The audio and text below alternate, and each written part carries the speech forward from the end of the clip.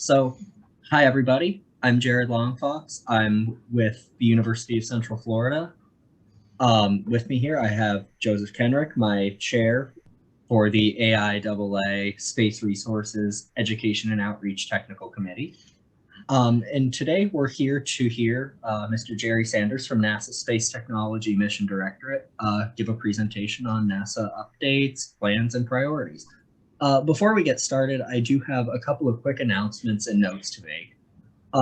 First off, we are going to have a Q&A session about 10 minutes at the end of this, so use that Q&A function down at the bottom of your Zoom screen to punch in any questions, and you can put, if you don't want to forget it, you can put it in as we go, and I'll get to it at the end. I'll be moderating this. I'll read out your questions out loud, and Jerry can answer as able. One other quick note here, as part of the AIAA Space Resources Technical Committee, we are doing a space technology survey led by George Lowerdos. I'm going to put the link in the chat right now. If you could go take that survey, that would be absolutely fantastic. We'd really, really appreciate it. So any feedback you can give would be great. And of course, this webinar is actively being recorded and will be posted to the AIAA Space Resources Technical Committee YouTube channel. And Jerry's been kind enough to offer us his slides. So when we're done, I'll figure out a way to post those so you all can review them at your leisure. So you don't have to worry about screen grabs. Yeah. Correct. Yes, exactly. You don't have to be too quick today. So thank you all for coming. Joe, if you don't have anything else, I think we're good for Jerry to get started. I'll jump in with one thing just to give a little more sort of intro on what we're trying to do with these webinar series. So this is obviously the kickoff, as Jared mentioned, for the AIAA sort of Space Resources Education and Outreach is really the high level goal here. So we're starting with Jerry and NASA to give us sort of the goals, priorities, objectives, and see how that starts to flow down. And we'll start narrowing in on more technical topics. But really the goal here is just broader community education. So this will be a monthly reoccurring webinar series. We already have next month's presentation lined up. It's going to be Clive Neal. So if we haven't already, I don't think so, Jared, we'll start sending out some registrations for that over the next couple of weeks too. Typically be around the end of the month, generally same time frame. Thanks, Joe. All right. And without further ado, Jerry, take it away. Okay. Let me start sharing. Okay, come on. So my charts being shared? Yep. Okay. So I want to thank Jared and Joe and the organizers for letting me talk today. I really want to use this opportunity as a data dump to all of you in the ISRU community. As the title suggests, this is an update on the NASA ISRU plans, priorities, and activities. About a year ago, we released the ISRU Envision Future Priorities. We also, NASA as a whole, released the Moon to Mars Objectives, the first iteration. And since then, we have been gathering lots of feedback to basically understand what did we get right, what did we get wrong, what did we miss. And so the first two charts of this presentation are going to go through some of the things that we heard and all the feedback that we got. The first one was they wanted more technical details. Funny enough, we were limited in the number of charts initially on what our Envision Future priorities were. At first they were called 10 pagers because they wanted to basically limit us from what is the big global vision of the future all the way down to what are your priorities. Since then, we've tried to work more on what's the state of the art, the gaps, the priorities, and such, provide clearer objectives on different areas, what define better what industrial scale might be and such. Another big feedback that occurred was the desire for clearer roles and responsibilities between NASA centers, between NASA projects, what's the role of industry versus NASA, who's going to fly these demos, things like that. And then another big takeaway from all the comments was the need for basically what people call a master plan. You know, how's the site infrastructure established, not just ISRU and others? How do we make sure that modularity standards, interfaces are established? And there was you know, in our previous plan, we basically said we were pursuing water mining and oxygen metal extraction simultaneously. A large number of the community basically said we should focus more on oxygen and metals. There were some programmatic aspects that don't necessarily, you know, are not the technical part, but influence what we do in ISRU and other areas. Big emphasis on promoting industry involvement and different ways of trying to do that. Another one was to somehow influence the Moon to Mars objectives and have ISRU be in a more influential position. And again, this was earlier last year before the Moon to Mars, the final Moon to Mars objectives came out at the IAC in September last year, or October, I think, September. And then just recently, again, a newer document came out last week on explaining the Moon to Mars objectives and the Artemis campaign. So a lot of those comments were taken into consideration. And then the third programmatic influence that we are seriously taking into consideration is, you know, overarching U.S. policy takeaways on, you know, international partnerships, on public perception and norms, and the ethics of ISRU and space mining in general. The envisioned future is still the same, which is good. We were looking, this chart basically talks 10, 20, 30, 40 years out on where do we want ISRU to be. Large scale commodity production of water, oxygen, metals, providing feedstocks for construction, manufacturing, and energy, supporting reusable surface and in-space transportation systems and depots, and eventually, you know, how do we support large habitats, food production, and such. How we fit into the STMD portfolio is still the same. And again, if you're not familiar with it, all work within the Space Technology Mission Directorate falls under one of four thrusts: go, land, live, and explore. And then within the live area, ISRU is primarily there, but we influence and are influenced by many of the other different disciplines and thrusts. Again, this hasn't changed. The general approach for ISRU is prospect to product. Any hardware or operations that harness and utilize in situ resources to create these commodities for robotic and human exploration and space commercialization fall within our bailiwick. We primarily broke that into three major buckets: destination reconnaissance and resource assessment, know what's there, where is it, how is it distributed, what's the terrain and environment like, etc.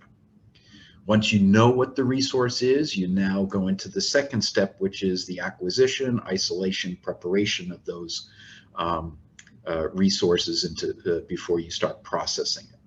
You go into the processing, could be chemical, thermal, electrical, biological, any of these or all of these in one go.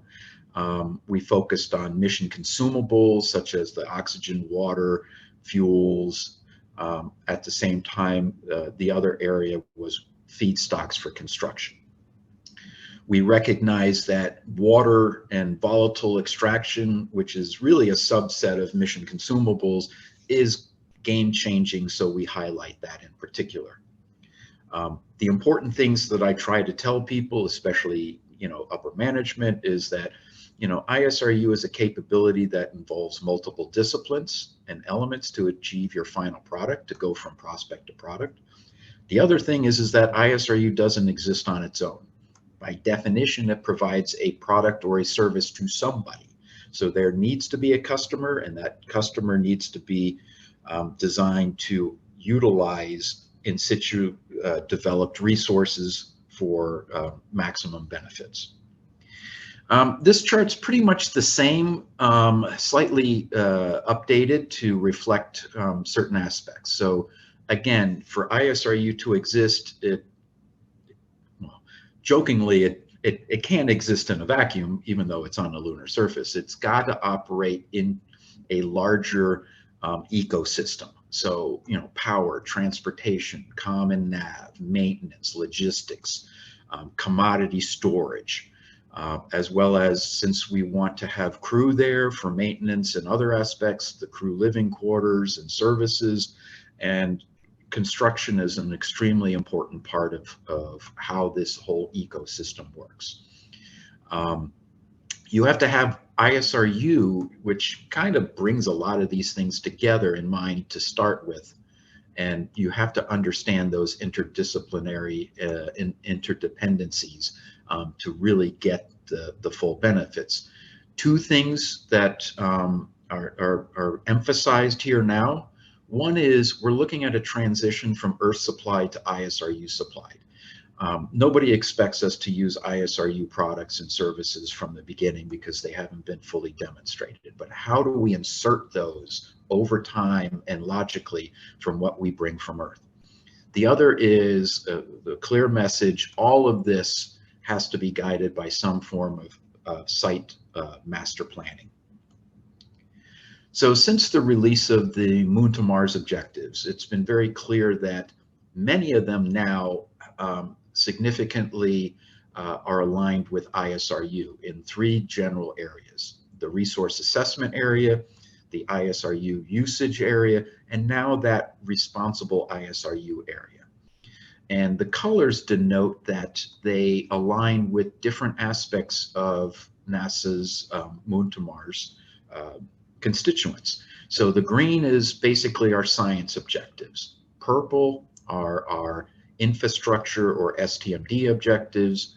Blue is more of the transportation and exploration system development, and the red is the operational aspects. So the ties of ISRU to these Moon Mars objectives is pretty broad in all of these customers. There are some that are specifically important or drivers. Those are the ones with the black arrows. So in the resource assessment, we have AS3 and OP3, for example, that call out the need for characterizing the reserve potential of resources on the Moon and Mars. And that's very clearly defined language to go beyond just the science of what's there, but to understand you know, the economic potential of those resources. On the ISRU side, obviously demonstrate ISRU, but you know, OP11, for example, talks about how you would utilize those in the architecture, and that the architecture needs to be designed to have the use of those capabilities. Under responsible ISRU, we start seeing things about making sure that we understand what we're doing, that we don't disrupt the science and the environment, that we have responsible usage.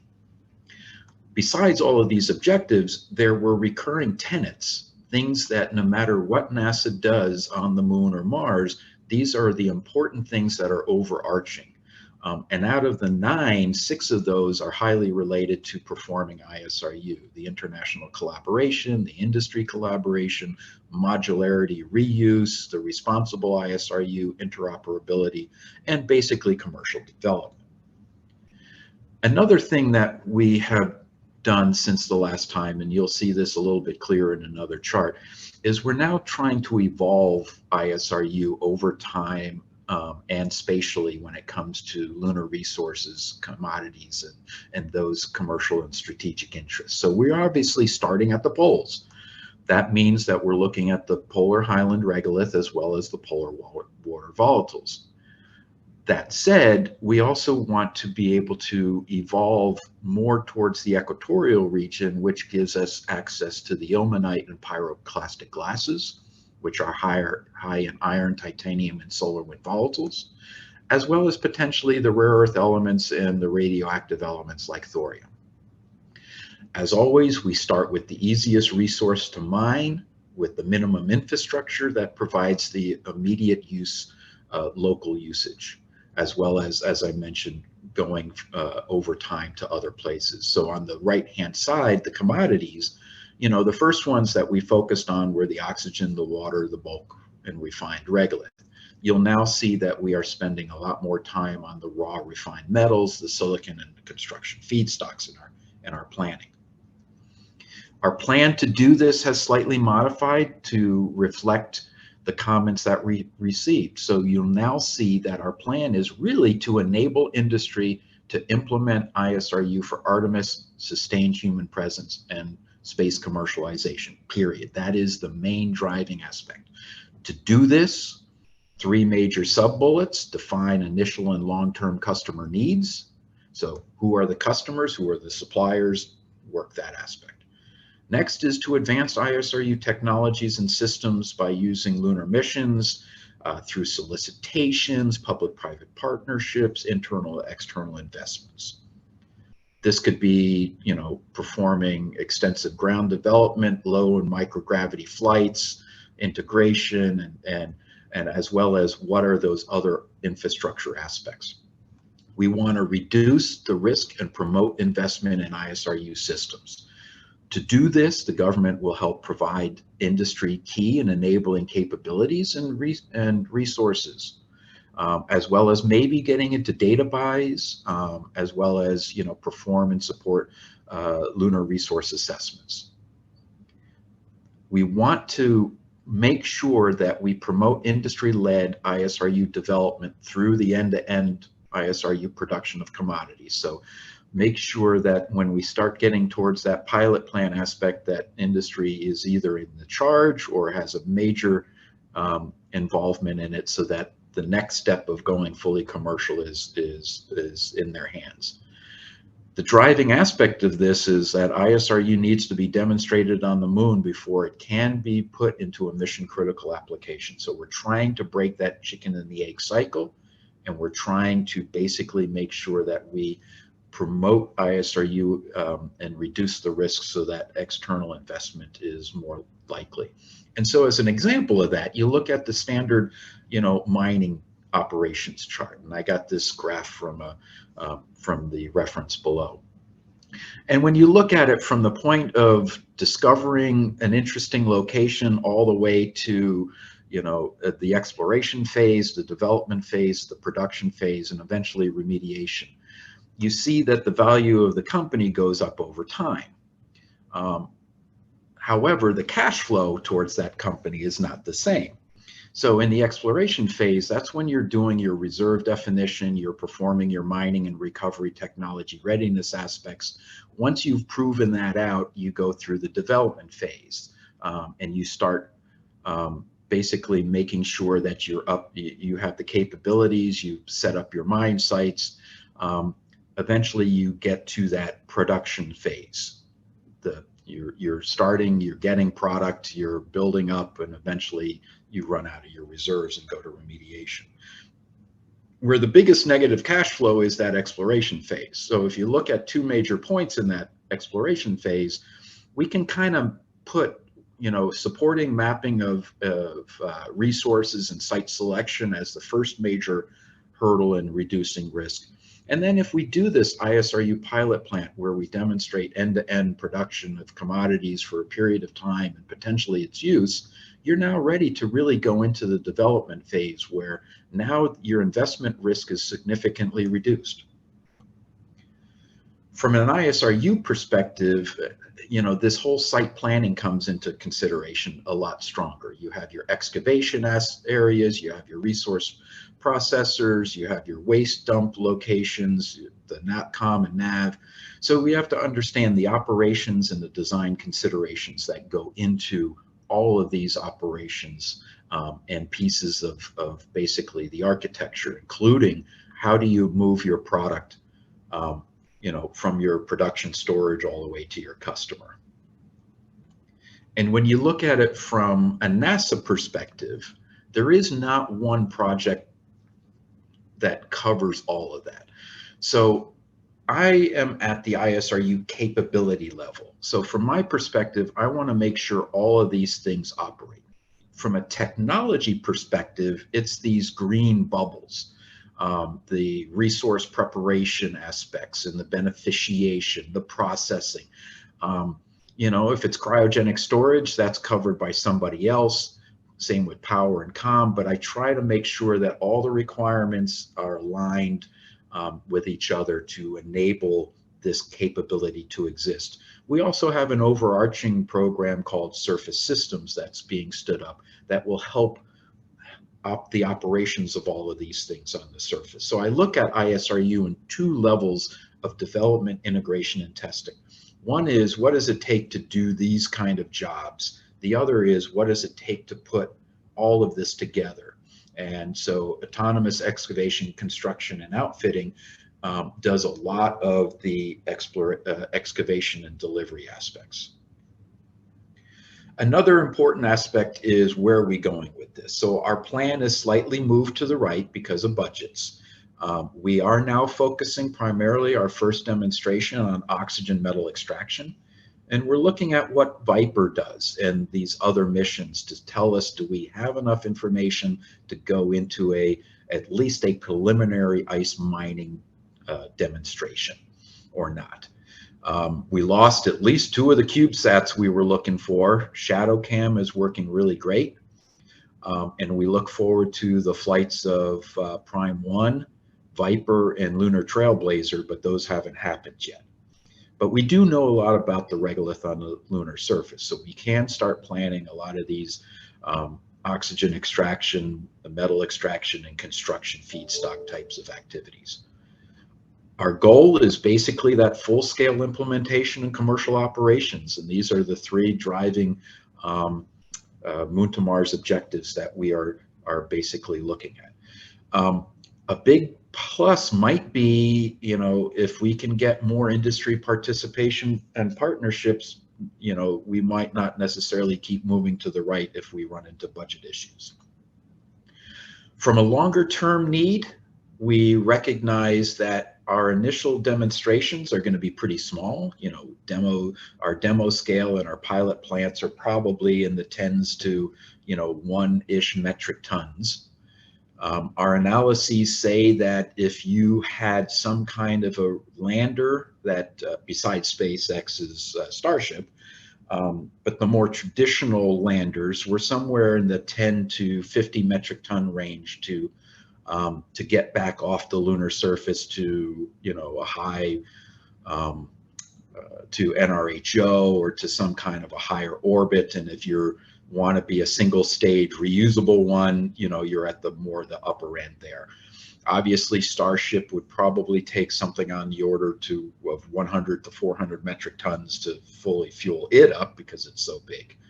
But that's an interesting stepping stone to some of the other studies that have been performed where, you start getting significant amounts of capabilities when you're in the hundreds to thousands of metric ton of products.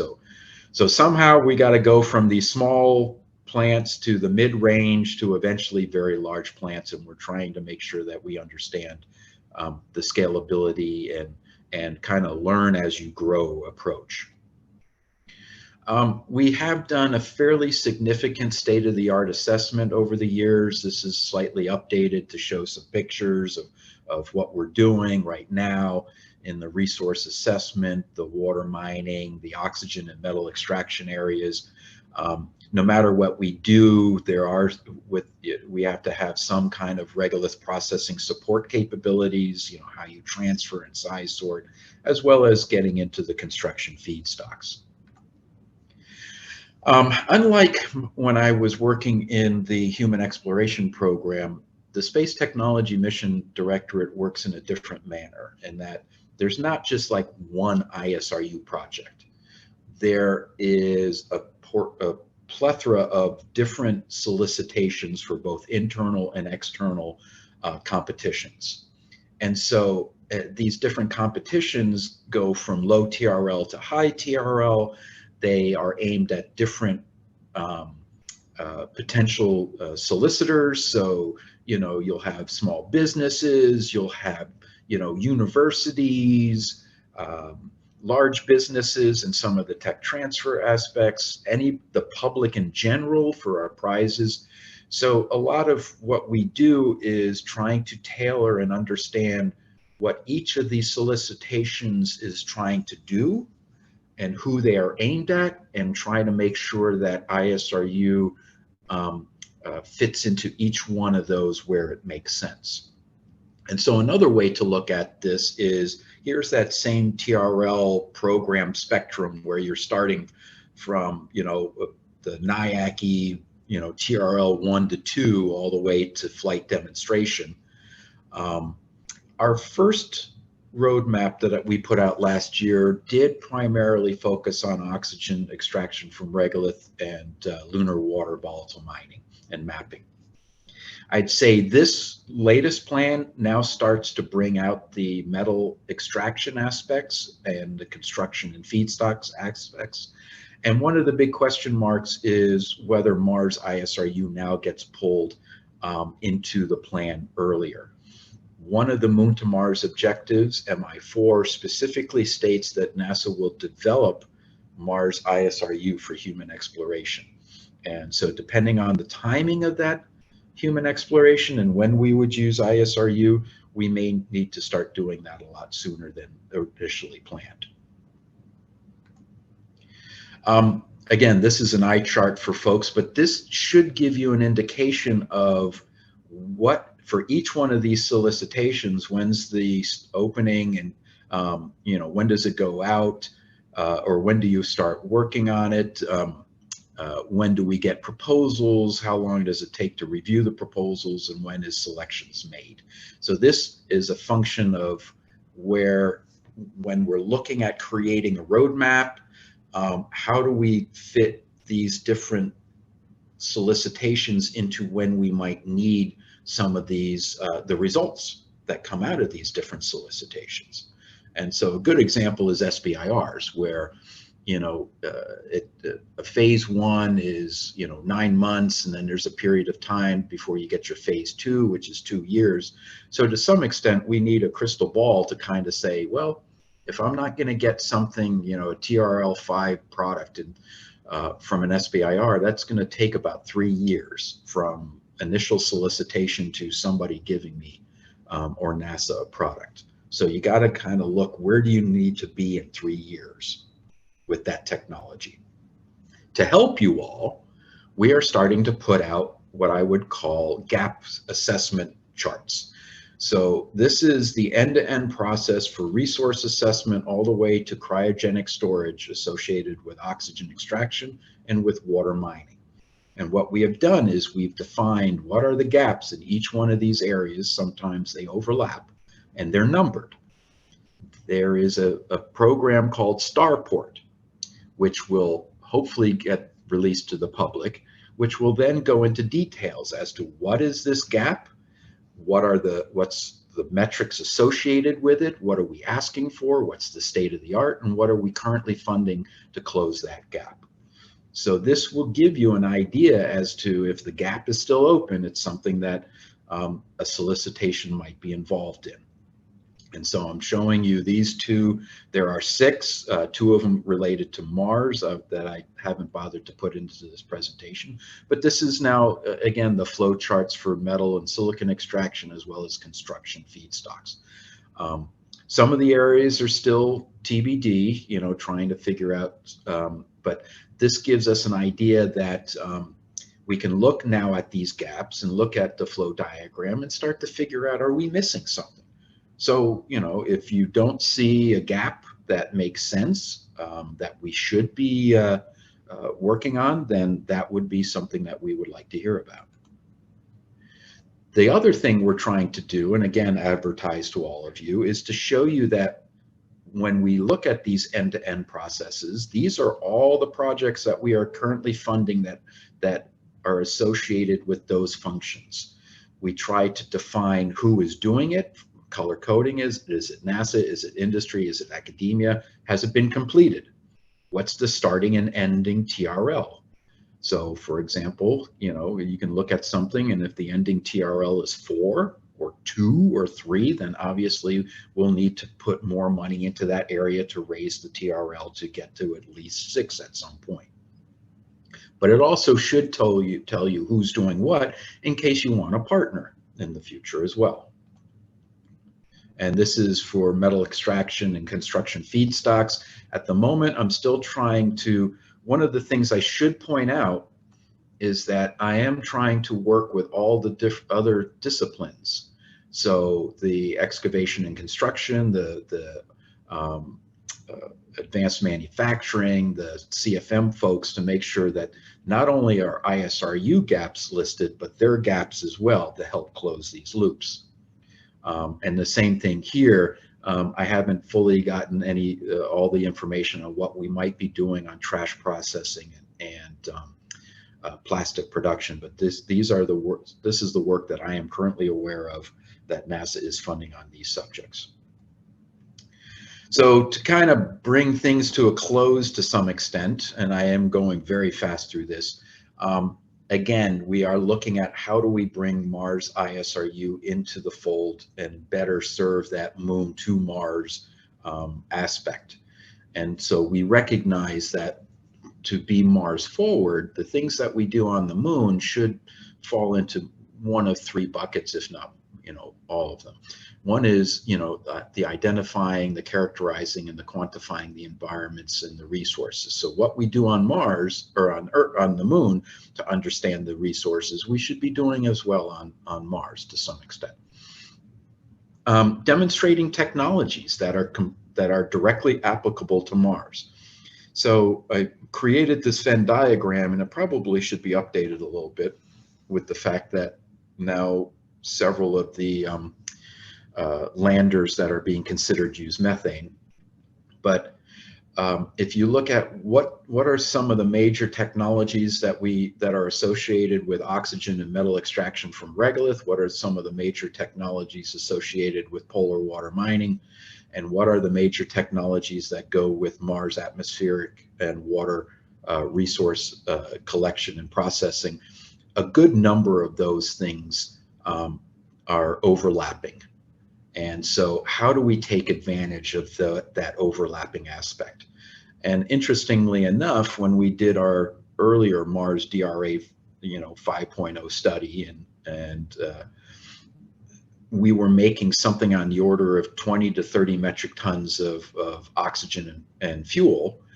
And if you look at the fact that we were trying to do this in something like 26 months versus the 10 to 15 metric tons over a lunar year, it turns out that the processing rates are very similar. So I could see there that, depending on some of these technologies, the electrolyzers especially, you could have modularity that is directly swappable between Moon and Mars. And even if you don't use the same technologies, we need to gain a lot of experience before we go to Mars, especially if we're going to talk about water mining on Mars to some extent. Because of the time delays, you really need to develop autonomous systems. You need to be comfortable with your processing techniques, even your chemical processors, because you got huge time delays. So all the things that we do on the Moon, in terms of developing, deploying startups, and using those processes and such, will help lower the risk. Oh, I guess I did include now. So these are the gaps associated with just atmospheric processing, as well as oxygen and fuel processing on Mars. And I'm not sure if I showed it, but a lot of the water mining ones potentially could be very similar to what we do on the Moon. If we do develop a rod well, then that cuts out a lot of the water mining aspects. But if we looked at, the the ubiquitous soil on Mars or hydrated minerals as our water source if we're not, high enough in latitude to get to the ice sheets. Then there are significant commonalities. And this doesn't even cover the fact that we might want to start extracting iron and other metals on the Mars surface as a way of helping in situ manufacturing aspects for maintenance and repair. So going through where our status is on investments. So when it comes to oxygen extraction from lunar regolith, we're doing pretty well.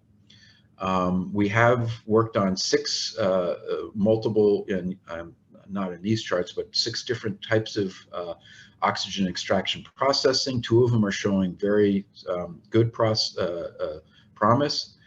We've worked on 3 different types of water electrolyzer systems, PEM, SOE, and alkaline. And we are doing work on interfaces and functionalities, but there's more work that needs to be done there. We do have some issues with our resource assessment and water extraction technologies. We did put, a bunch of money into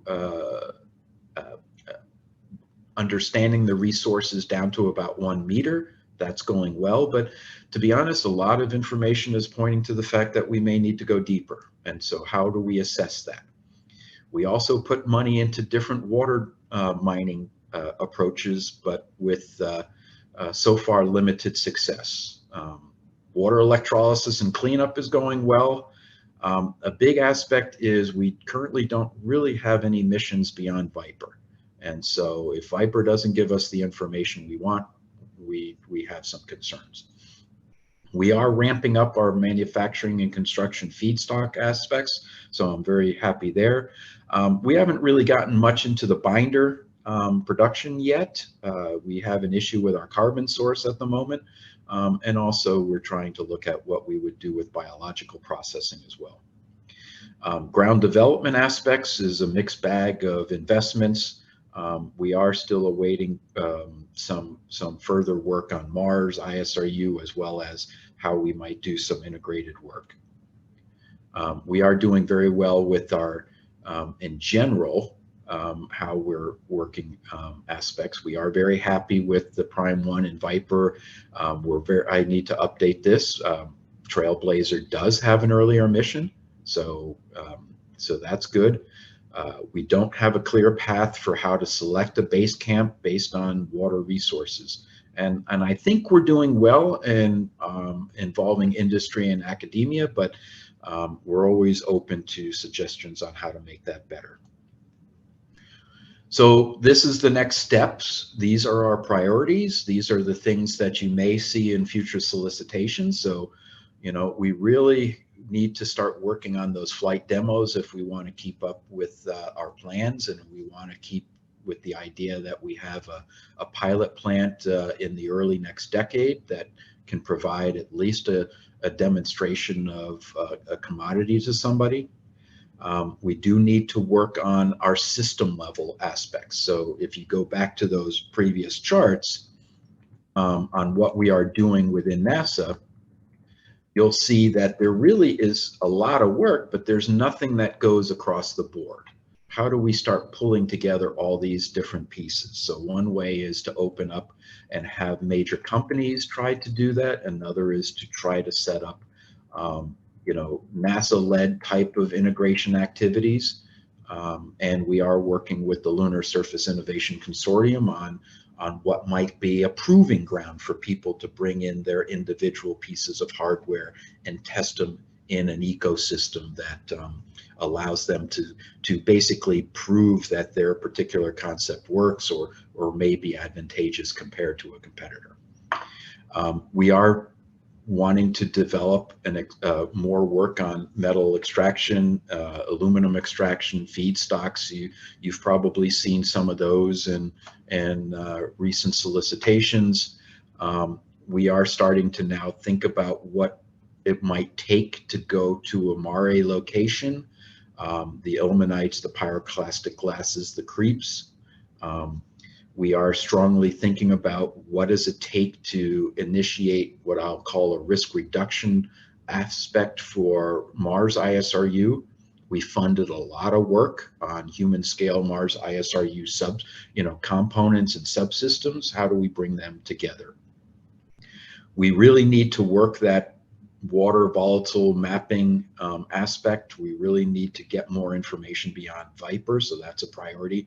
And another one is our ties to life support systems. So how do we build that relationship better in terms of taking their trash, their wastes, whether it's CO2 or water or crew or whatever, and providing them commodities back that they can use to help close their loop, or in areas that are open loop like EVA and pressurized rovers, which don't have regenerative systems. How do we support those aspects? One of the priorities not shown here but in other presentations is that responsible and cyclic nature of space. So how do we start thinking beyond just getting something to the moon? How do we think we can do that in a responsible manner, and such? And with that, hopefully the new envisioned future priorities will start showing up on TechPort, where the old one was located. I've been told that it's gone through the approval process, but I don't know if it's been, it may be waiting for others to catch up to me. So keep an eye out on that. And I think I got time now to answer any questions, since I've kind of blown through this pretty quickly. Thanks, Jerry. Great presentation. Really appreciate it. A lot of material there. Yes, I will go to the Q&A. So first question I actually see is about where the slides will be posted. We're going to post this entire video on the Space Resources YouTube channel, which I am just pulling the link for right now. And I have just posted it in the chat for everybody. This whole presentation will be, the recording will be available at that link I just put in the chat. And we'll put in the video description, we'll put a link to Jerry's slides. In maybe a few days, I've got to get this all run through the AIAA system and get the slides from Jerry and everything, but I'll send out an announcement when those are actually ready and available. So let's see. Up top, from Adil Khan, Mr. Sanders, how did you do the planning on order to figure out the gaps? Like a civilian version of wargaming? No, it's more the fact that I've worked ISRU now for, over 25 years. So I've followed a lot of these processes. I know and so a lot of it has gone into understanding the state of the art. Who's done what have we worked on? That gives you a sense, and when you look at the end-to-end process, that kind of gives you a sense of, what have we done but failed or not gotten to where we want, as well as what have we just ignored. And so that went into a lot of the gap writing. The hard part was not just identifying the gap, but then trying to put metrics to it, so that when we put out a solicitation, it's not just say work on X, but we really want this performance or this power or whatever the case may be. And so we actually used that, those charts that kind of gave an indication as to what production rates we might be interested in and at what point. And so, to be honest, we used an earlier study for a pilot plant or pilot plants on the order of about 10 metric tons. So when you see some of the gaps eventually in solicitations, you'll either see them written to address the pilot plant or what we think might be the next step after the pilot plant. Awesome. Thanks, Jerry. Next one from Jason Matthews. He says, a very insightful and detailed presentation regarding lunar regolith extraction. I agree. Do you have any information / opinions to share regarding the extraction of metals and ice on asteroids or on the Martian moon Deimos? So these charts in our current plan really deal with either the moon or Mars surface. We do recognize that, you know, work has been done in the past and asteroid mining. We understand, you know, that Phobos and Deimos might be D-class asteroids to some extent, and that they may have resources. To be honest, it's more of a priority in funding at the moment in terms of having a gravity field is great.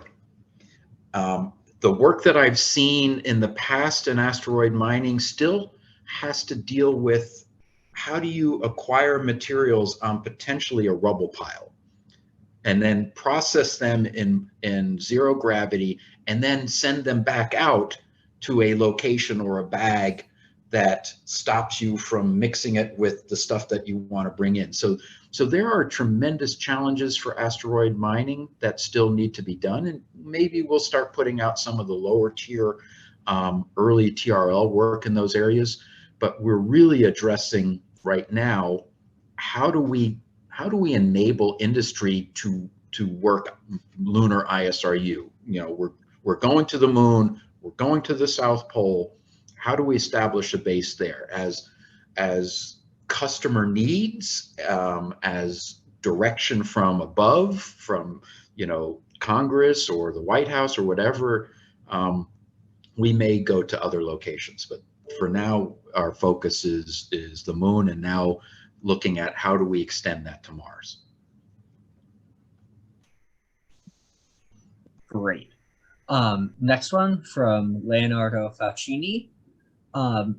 Leonardo is a PhD researcher studying regolith sintering to build rocket launch pads on the moon and Mars. They would like to know if NASA has any shareable data or guidelines on the performance, like I assume specs, of the launch pads for these environments. And they say, thank you for your presentation and your time. So the interesting thing is that construction, as I pointed out, falls under Mark Hilberger's autonomous excavation, construction, and outfitting. So I am working with Mark on what type of feedstocks might go towards his construction techniques, whether it's, you know, the approach that won the 3D Habitat Challenge was taking regolith and a polymer and mixing those together. I've seen, you know, there's a program at Marshall Space Flight Center with ICON and others called MPACT that's looking at sintering and other construction techniques for you know, vertical and horizontal structures. To be honest, the way you get the data has to be through publicly released papers and presentations. So because and most of the cases, NASA funds somebody else to do the work. And so the intellectual property is that company or that university.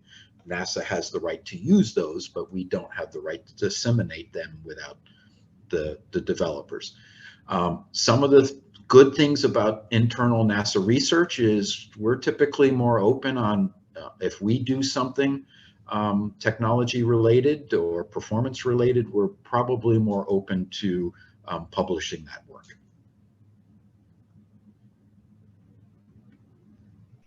Awesome. Next, Robert Biggs asks, one of my personal favorite questions, how does recycling fit into the ISRU ecosystem? So that's an interesting one. So to some extent, it's how much do you break down what needs to be recycled? So one of the things we're thinking about is, let's take crew trash. So there is work going on steam reforming and oxygen combustion conversion of waste materials into basically a gas, CO, CO2, hydrogen, whatever that comes off.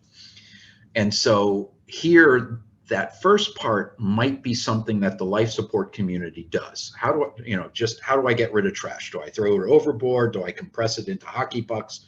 Do I turn it into a gas? So in that case, we're working with them on, okay, well, what might be a downstream product if I want to remake plastic? okay, from that trash, or make a new plastic, then probably ISRU would get involved. If it's a plastic part that somebody wants to redo, then that might be advanced manufacturing, where they might already have the capability of how to take an old plastic part and recycle it. If it's metal, it might go to, depending on the quality of the metal, it might go back to one of our processors that was used to make the metal in the first place. So it really needs to be worked out in terms of what needs to be recycled and how we might recycle it might cross boundaries within the different domains of NASA. So we are trying to figure that out as well.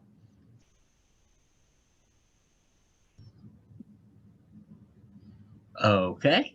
And next technical question, from Michael's, I'm sorry, I'm not going to get this last name right, Stowstack, will re-landing moon debris, which is blown away on launch from the surface at a base site, using a designated landing site, been studied as an issue regarding a safe radius for infrastructure to be nearby? In other words, do we have a blast radius defined for landing and takeoff? So that is an ongoing discussion. So the subject of what's called plume surface interaction has been going on for quite some time. It really started by Dr. Phil Metzger when he worked at the Kennedy Space Center early on in the Constellation program. And it's gained a lot of acceptance over time. The models for plume surface interaction have gotten a lot better. Marshall has done some work in a vacuum chamber not too long ago, for example, looking at this. The modeling is getting much better.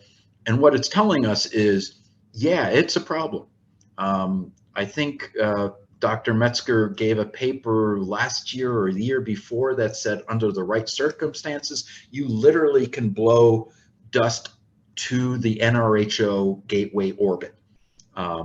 So it is an aspect that we have to take seriously. I would say the recent SpaceX Starship launch kind of brings into picture possibly the need to create landing pads or berms to some extent, because up to this point, NASA has relied on natural features as a block, or the notion that being a kilometer away was far enough from a blasting situation based on the Surveyor 3 Apollo 12 mission, I think. But again, it's a long-winded answer to, yeah, it's a concern and we got to work it.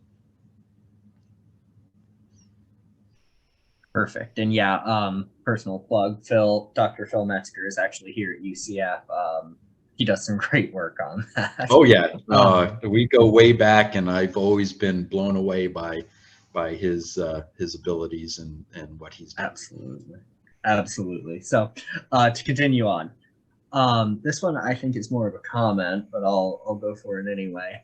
Craig Peterson says, it seems there might be some potential intermediate steps that might be useful here. Number one being the use of near-Earth asteroids for the extraction of water and hydrated materials.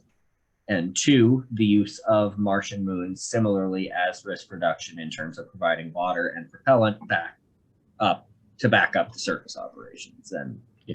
So I'll add one more comment about the asteroidal and the Mars moon aspect, and that is one of the things I learned very early about ISRU is the greatest economic benefit of ISRU is to minimize the transportation of the resource to the processor and the processor to the customer. So the biggest, earliest benefits have always been, what can I do right next to me that I can use right now? And so that's where, the collecting of the CO2 in the Mars atmosphere, it's ubiquitous. I can do it. I can get oxygen anywhere I want, and I can use it right there. On the moon, it's the regolith. It's around me. I can dig it up. I don't have to dig deep, and I don't have any transportation costs. So I do see, again, the asteroids, the moons of Mars could play a role in a bigger ecosystem. But I would say if we're going to use ISRU, it's kind of like when you go camping, you use what's right there, the stream, the trees, the branches. You don't march for 3 miles to go get, something unless you really have to. Excellent point and well said. So Salar Javid asks, hi, Jerry. Can you give an update on what is being done on extraction and transport solutions? Are there any solicitations out for that, such as mining loading haul? What are we going to do with it? How are we going to move it when we get it? So here again, I think this is Mark Hilberger's area. I do work with him. The things I'm aware of were the obviously the Break the Ice Lunar Challenge, as well as I believe one of the recent SBIRs and STTRs specifically called out for those type of situations. And then tomorrow I'm going to a luster review, midterm review, where one of the areas was autonomous excavation and site prep. So there have been solicitations out there. I'm not sure how quickly Mark will put out new ones and under what areas. But that's all I could say at this point for that. Awesome. And Chuck Hammock asks, has there been any work done on utilizing the underground geology, such as 1 to 25 meters deep, as a heat source, heat sink, or thermal storage medium for thermal purposes or electrical production purposes, such as after heating to 100 to 300 C? So the interesting thing about lunar regolith is if it's unprocessed, it is a terrible heat conductor. So if you drill down, you can get to quote unquote a lower temperature, but once you suck out or you try to dump heat there, it doesn't go anywhere. So unlike Earth, you do need to be able to distribute the thermal load one way or another, and you just can't unless you process the regolith. So one of the things we looked at back during Constellation with a colleague from the Pacific Northwest National Lab was the concept of a thermal wadi, where if you melt the regolith and you turn it into a glass, your thermal conductivity and your thermal storage capability goes up 2 orders of magnitude. So the idea was during the daytime, you just shine light into this thermal mass, or you have your habitat dump energy into this thermal mass. You literally cover it with regolith because it's a great insulator. And then during the lunar night, you pull the thermal energy out. The other thing that most people don't think about, and it hit me before, is, we talk about cold, permanently shadowed craters. Well, since there's no conduction or convection, everything operates off of radiation. So whether you're in a permanently shadowed or not, you have to radiate to deep space for you to get that delta T. So whether you build a berm around yourself at a polar region to prevent the sunlight so that you're just looking at 4K sky, or you stick a radiator in a permanently shadowed crater, you can use that delta T to generate electricity if possible. Awesome. And we have about 1.5 minutes here for one last quick question. What kind of drivers do you expect will lead to inclusion of Mars ISRU in the near-term roadmap? That's something that we're currently working on. So the current Mars roadmap that was released was trying to minimize the amount of technology that was required to perform the human Mars mission. So it was a study as to, if we didn't have nuclear power, if we didn't have ISRU, if we didn't have cryogenic fluid storage systems, could we achieve something? And the answer was yes. Was it logical? Was it the best approach? I personally didn't think so, so now we are going back and saying, well, if we add ISRU, if we add this, if we add that, how does it change the architecture? How does it increase capabilities and such? So I have a feeling that that you'll see a modification in the human Mars architecture once again to achieve, to include ISRU. The big question I would say to the community is, for both Moon and Mars, if Starship becomes successful, if another HLS provider becomes successful, how does that change NASA's plans? We've been kind of churning out design reference missions for as long as I've been working ISRU. And it's always been, okay, I got a 20 metric ton payload lander that lands on Mars or lands on the Moon. And you design around the, the payload shroud and the payload mass of whatever that lander is. The new work kind of throws that out the window to some extent. And so instead of making 20 metric tons of or 30 metric tons of propellant on Mars, what does it take to make 1,000 metric tons of propellant on Mars to refuel a Starship? That changes the game quite a bit. Awesome. Thanks, Jerry. We are out of time, everybody. I'm sorry we didn't get to everyone's questions. Thank you all for coming. I put a link to that survey in the chat. And I will email you the charts and you figure out how to deal with it. Sounds great. Thanks so much, Jerry, and thank you, everybody. And keep an eye out for next month's announcement for Dr. Clive Neal's presentation. Talk to you later, everybody. Bye.